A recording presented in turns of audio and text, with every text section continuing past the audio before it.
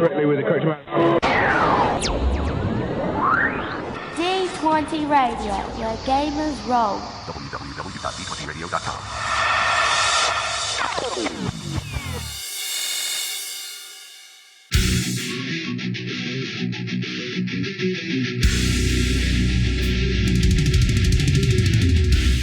Welcome to Me and Steve Talk RPG, the podcast where me and my friend Steve try and help you get the most out of your role-playing game experience.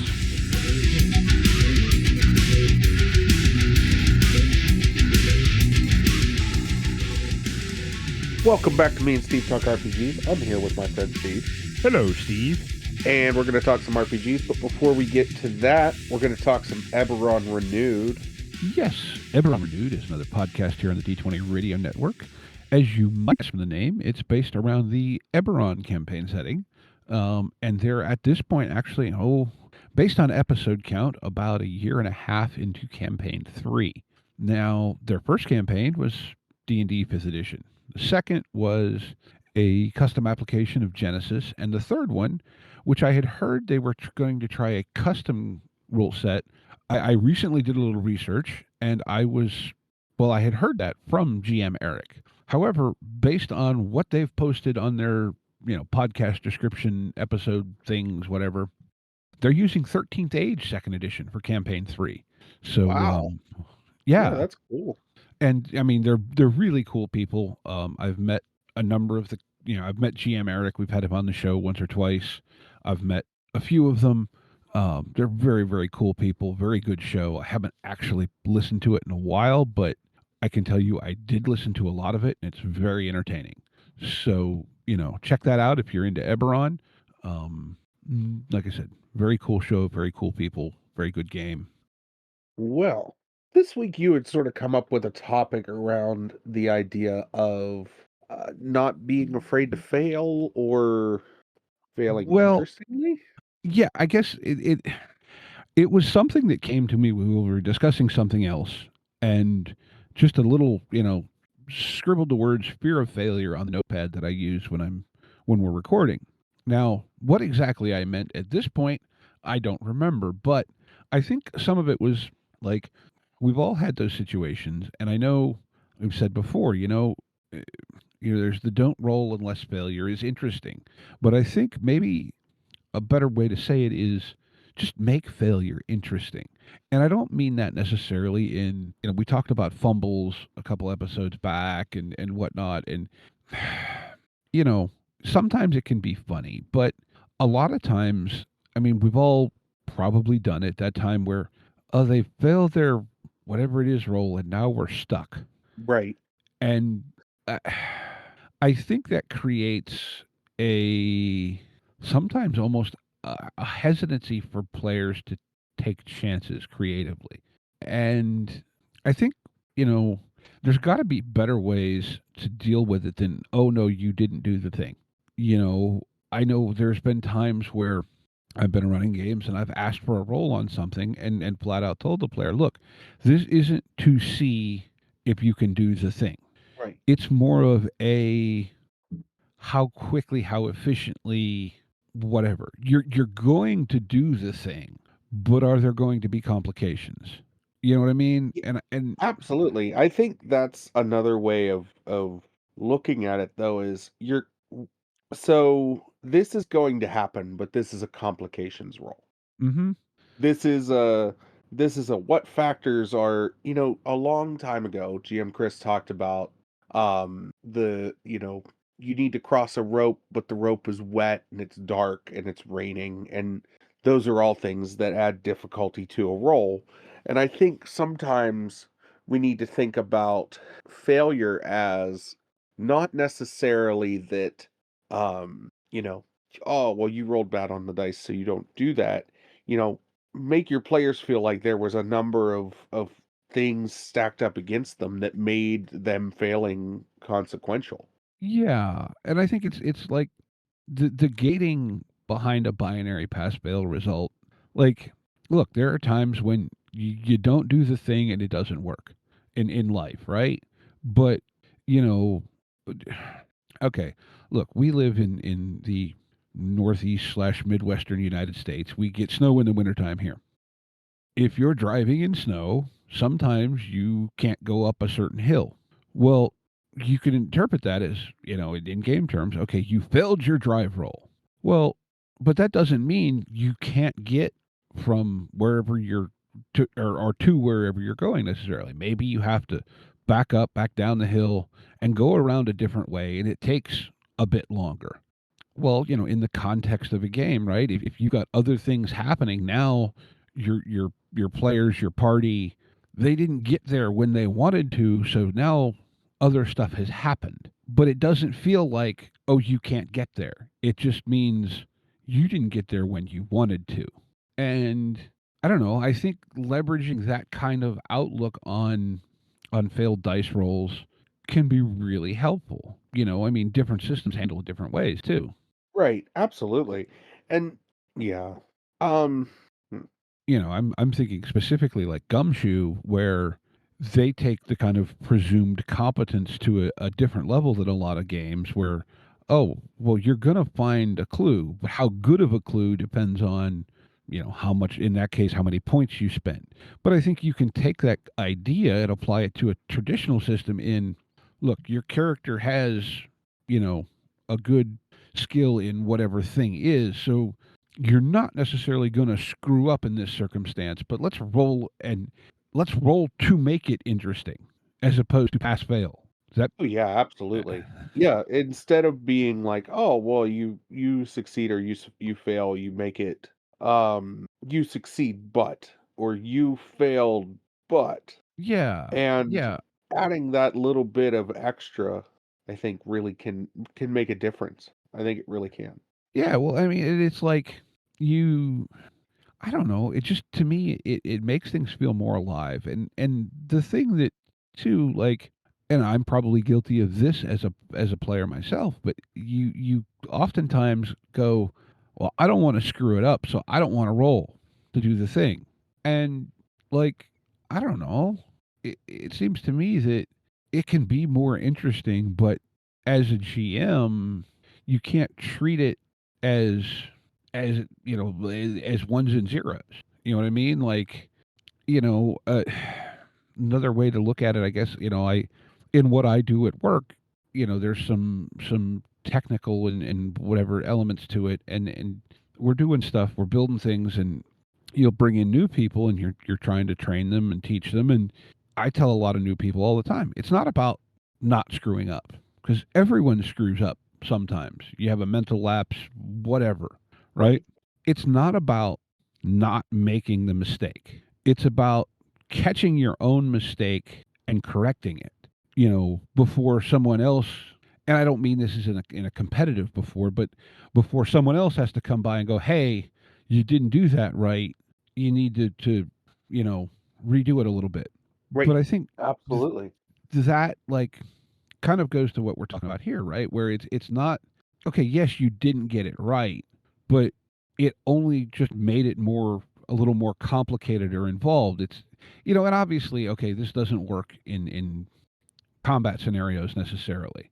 And then, you have systems like the NDS, Star Wars Genesis, where you have the threat and advantage that kind of force this concept in. But I don't know. I feel like even on just a regular, be it a D&D or any, so to speak, pass fail system, you can narratively make things a lot smoother. You know what I mean? Like, Yeah, absolutely. No, I completely agree. I think even in a pass fail system, you can make things feel more organic. And I think you're saying, you're thinking smoother, and I get where you're coming from with that. You're trying to make it seem more realistic instead of it being, oh well, you failed. You just didn't do it. And yeah. and that feels objectively way worse. Yeah, well, I think that's the thing, right? Like, we're playing these games to have a good time. Yeah, So absolutely. make it interesting. Yeah. I mean, I like to in the cases of like let's say investigative games like Gumshoe or like when we played Mutant City Blues. If you guys fail to roll, I'll give you a clue, but it's not going to be a clue in the right direction per se. You know what I mean? or not a good clue, a very obfuscated clue, or Yeah. Yeah, something something that's going to be a little bit more smoke and mirrors than you were expecting. Mm-hmm. And I completely get where you're coming from of like, well, don't just make it a binary, you succeed, you fail, you're good, you suck. That's not fun. Mm-hmm. Yeah, I think we do have to add those changes, and we do have to do things that are like, okay, well, you didn't roll great, but I don't want to, like, I don't know, sometimes you pull your punches for your players. I just That's just a fact. And you just be like, "Oh, I'm sorry. Well, let me," or you don't tell them the numbers and you pull your punches anyways, because I've done that a lot. A lot. Yeah, yeah. I mean, it's and I think in games like okay, Slay Industries, the way that dice system works, I usually tell people their target number Right. because of how that system works. That makes it a whole lot easier for them to give me their dice results. You know, it is. But at the same time, it's like I don't know, like oh no, I think there are times where like okay, no, you don't want to make people roll for every annoying little thing. But especially if you're just going to go, well, no, you didn't do it. Make your pick locks roll. You've got a guy, he's a thief, right? Okay, he's going to get the lock pick. But if you're being chased, you know, maybe that roll is to see if you can get that door open, that lock open fast enough where it barely slows you down, as opposed to do you get it open? Does it tighten things way up? You know what Right. I mean? Or how much does it slow you down?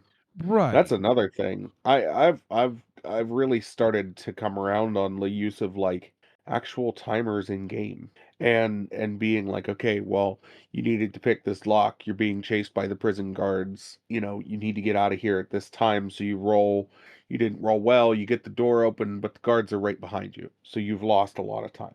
Like Yeah. and it ratchets up the tension. It's not just, oh, you're caught by the prison guards and thrown back in jail.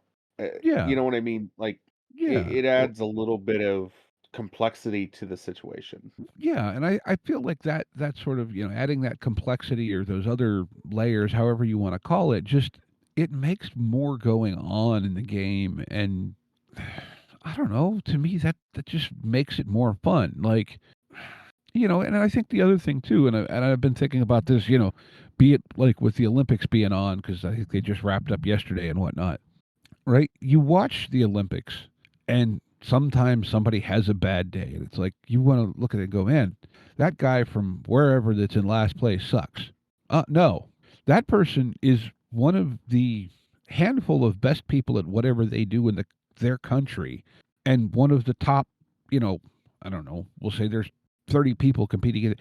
This is arguably one of the top 30 people in the world. They're really damn good at whatever event it is they're doing. They just didn't do as good as everyone else. You know what I Yeah, mean? I absolutely. And sometimes that's just up to factors of the day. Right, right. Like, like I remember somewhere there was a comedian that had this bit that he did about, there should be, and I don't remember how he phrased it, but, in these, be it Olympic or World Cup level sports, there should be one guy running who is just some random person they picked out of the stands, in the 100-yard dash, just to give us a frame of reference of this is, Bob, who was in seat 7G. This is what a normal person looks like compared to these athletes we have on in the actual event. Right. Yeah. And realistically, in many games, I don't think comparing player characters to Olympians would be out of line. You No, not at all. in most games, your player characters are exceptional for the world they're in. So, I mean, like Deck does that a lot in our Exalted game. Now, Exalted takes that kind of to a whole new level, but at the same point, the concept still stands.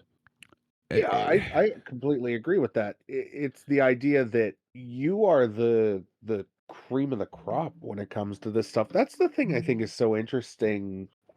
Even low level. So the thing I think is funny is that people lose sight that even like low level strength characters are still superpowered in a lot of ways.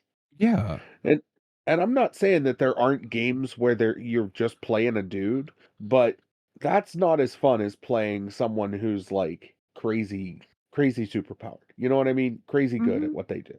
Well, and I think So, that's the whole, it's one of the reasons that most of us play games is to have that vicarious feeling of expertism. yeah. Look, you may not be, like, okay, look, I don't know, probably stronger than the average person, but I'm no means a bodybuilder, power lifter person. But I can play a character that is, in the context of the game world, probably actually stronger than your average, we'll call it strength athlete in that setting. And that's not uncommon. Yeah, So absolutely. I think, And go ahead. yeah, go ahead. No, no, no. Finish your thought. So I think you need to take that thought into context when there's a failed roll, because much of the world is, you know, relative to normal people, not your player characters. So yes, you didn't do it with all the bells and whistles that you should have been able to, but maybe you did achieve the thing, just it took you a little longer or whatever. That's kind of where I was thinking. Yeah, absolutely. Um, I don't know. My brain is. I don't know. I'm like running out of thoughts. Mhm. um.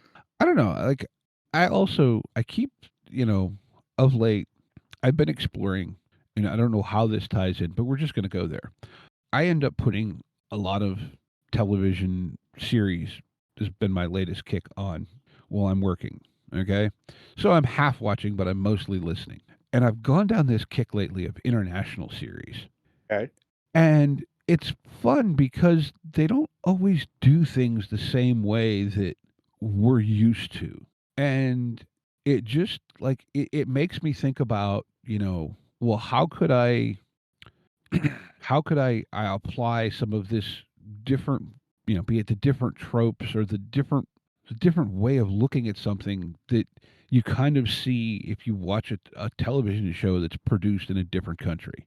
You know, I watched a series recently. It's an Australian series. It's called Harrow, and it's about this guy who's a pathologist for Right.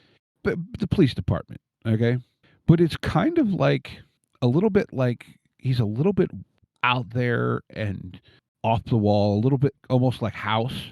But like he's constantly going, but wait, this thing and this thing doesn't seem right. Let me go look and oh, could there be this thing? You know what I mean? Like the but I guess to a certain point, like where I can tie this into failure in this case is right. So he does the initial exam, we roll for that. Okay, he succeeds or he doesn't, whatever.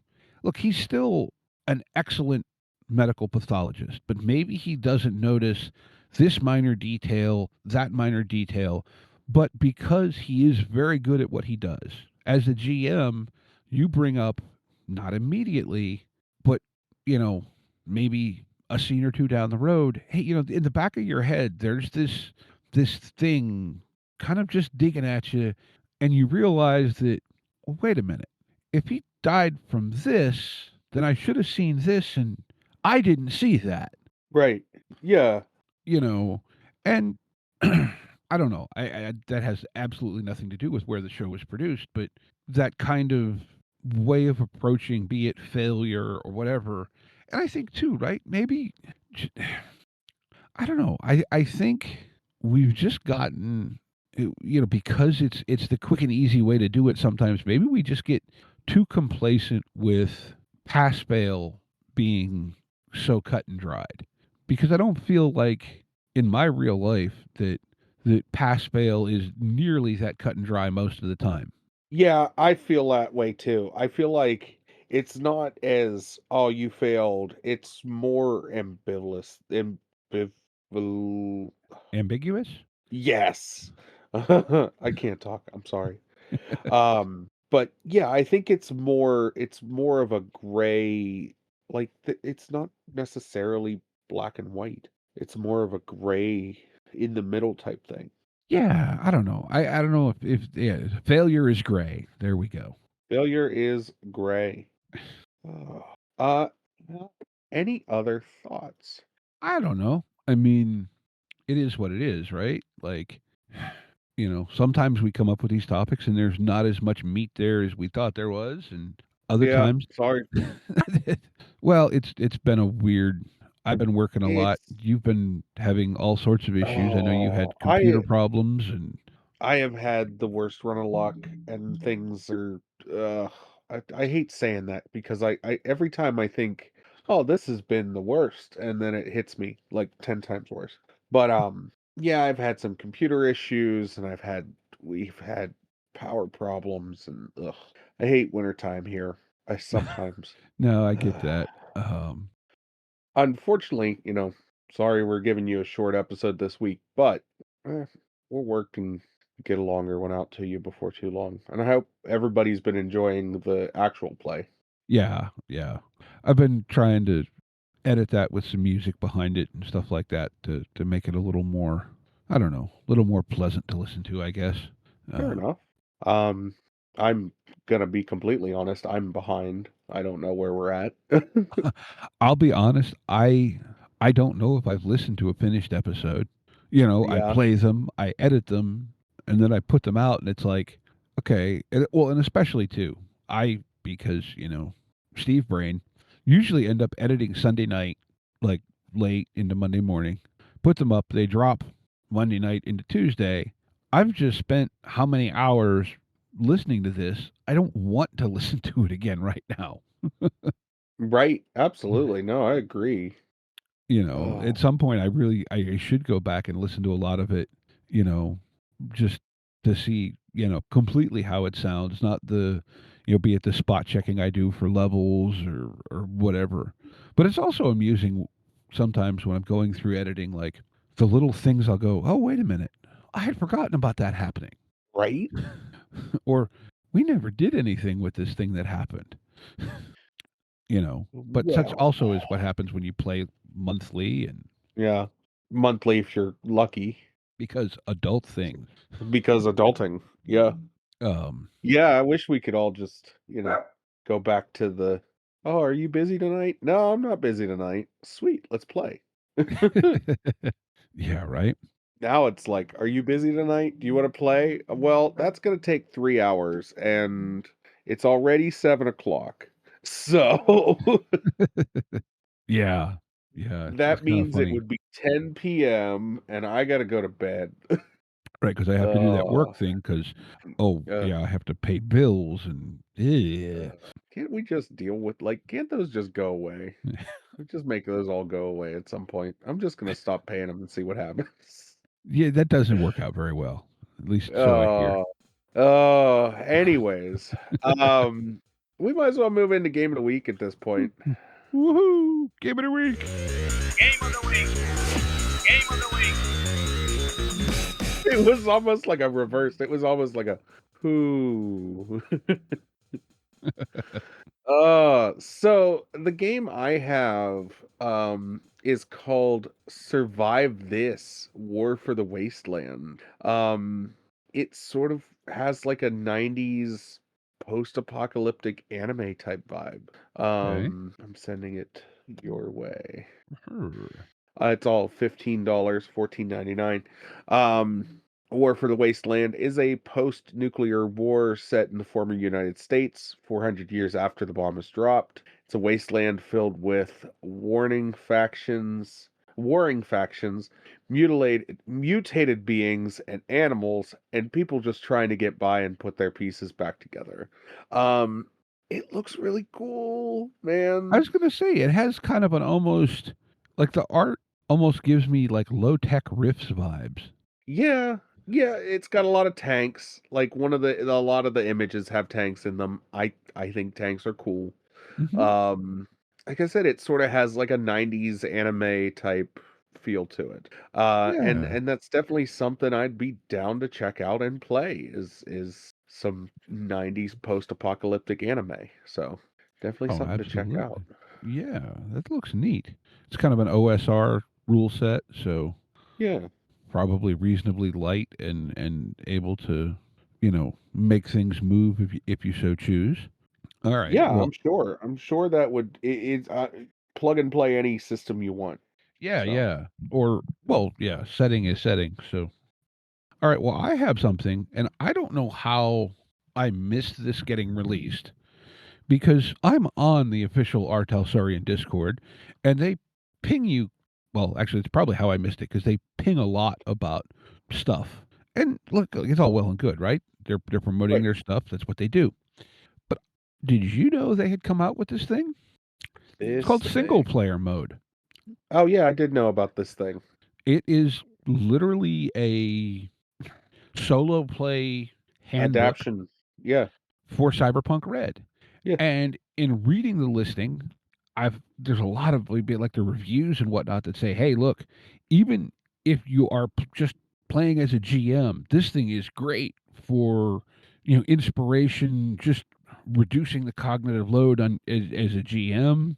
Um, the one review here, a very good supplement for solo role playing in the time of the Red. I got more than I expected. Honestly, I'd recommend this for GMs running Cyberpunk Red in general. It has lots of tools and inspiration for creating your own scenarios or spicing up existing ones. Yeah. I mean, Very cool. yeah, yeah. And I mean, okay, the PDF is $10. There's actually print on demand options if you want to get it, printed. It's how big is it? About 100 pages. Um, yeah, I don't know if I saw it and just didn't remember it, but the reviews are very, very good for it. And, seems to me that it's possibly worth picking up if you're into Cyberpunk Red or probably just Cyberpunk settings in general. Yeah. Sounds good. Yeah. Now it is a little weird to find because it's literally just called single player mode. you Well, know. yeah. Um Yeah. Um I had seen this and I sort of looked at it, chalked it up to, "Ooh, that's neat," and then didn't think much more about it, unfortunately. But At some point, I yeah. really do want to sit down and try some solo stuff just because, well, it would be gaming that I can do at all the weird hours that I'm awake when not that many other Well, people are. and truth be told, I've done a little bit of it and I'm really enjoying it. Like it's a lot Hmm. of fun. So, Alrighty. yeah. Well, I guess with all that being said, thank you for listening to the podcast this week, even though it was a short one. Um, I'm glad to be back. I finally got my computer up and running, so it's in better shape. Hoping to be more around now. But we want to remind everyone to be kind to one another and get out there and play some RPGs. Yep. Take care, y'all. Intro and outro music by the band 12 Noon. You can email us at meandsteverpg@gmail.com. You can find us on Twitter and RPGs. Find us on Facebook at Me and Steve RPG Podcast. On Discord at Me and Steve RPGs. And as always, all of these links are in the show notes. Thank you, and be kind to one another.